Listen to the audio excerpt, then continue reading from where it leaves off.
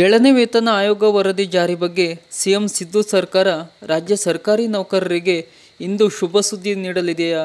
ಗ್ರಾಮೀಣಾಭಿವೃದ್ಧಿ ಮತ್ತು ಪಂಚಾಯತ್ ರಾಜ್ ಸಚಿವ ಪ್ರಿಯಾಂಕ ಖರ್ಗೆ ನೇತೃತ್ವದ ಸಚಿವ ಸಂಪುಟ ಸಭೆ ಜುಲೈ 4 ಅಂದರೆ ಇಂದು ನಡೆಯಲಿದ್ದು, 7ನೇ ವೇತನ ಆಯೋಗದ ವರದಿಯ ಬಗ್ಗೆ ಚರ್ಚೆ ನಡೆಯಲಿದೆ ಎಂದು ಹೇಳಲಾಗುತ್ತಿದೆ. ಈಗಾಗಲೇ ಸಾಕಷ್ಟು ಬಾರಿ ನೌಕರರ ಸಂಘ ಆಯೋಗ ವರದಿ ಅನುಷ್ಠಾನಕ್ಕೆ ಮನವಿ ಮಾಡಿಕೊಂಡಿದ್ದು, ಅಂದುಕೊಂಡಂತೆ ಇಂದು ಚರ್ಚೆ ನಡೆದರೆ ಶೀಘ್ರದಲ್ಲೇ ರಾಜ್ಯ ಸರ್ಕಾರಿ ನೌಕರರಿಗೆ ಶುಭ ಸುದ್ದಿ ಸಿಗಲಿದೆ.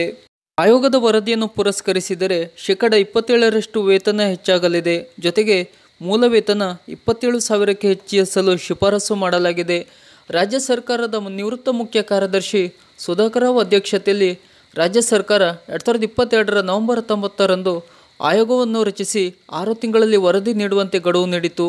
ಅದಾದ ಬಳಿಕ ಮತ್ತೆ 2023ರ ಮೇ 15ರಂದು ಮತ್ತೆ 6 ತಿಂಗಳ ಅವಧಿಗೆ ಆಯೋಗ ಅವಧಿಯನ್ನು ವಿಸ್ತರಿಸಲಾಯಿತು. ಬಳಿಕ 2023ರ ನವೆಂಬರ್ 6ರಂದು ಆಯೋಗದ ಅವಧಿಯನ್ನು ಮಾರ್ಚ್ 15ರವರೆಗೆ ವಿಸ್ತರಿಸಲು ಆದೇಶ ಹೊರಡಿಸಲಾಯಿತು.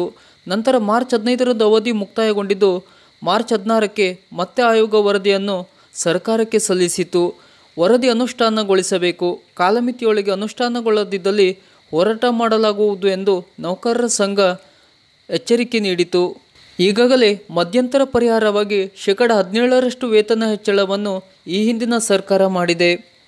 ಈಗ ಇನ್ನೊಂದು ಹಂತದಲ್ಲಿ ನೌಕರರ ವೇತನ ಹಾಗೂ ಬೇಡಿಕೆಗಳನ್ನು ಅನುಷ್ಠಾನಗೊಳಿಸಲು ಸಿದ್ದರಾಮಯ್ಯ ಸರ್ಕಾರ ಮುಂದಾಗಬೇಕಿದೆ.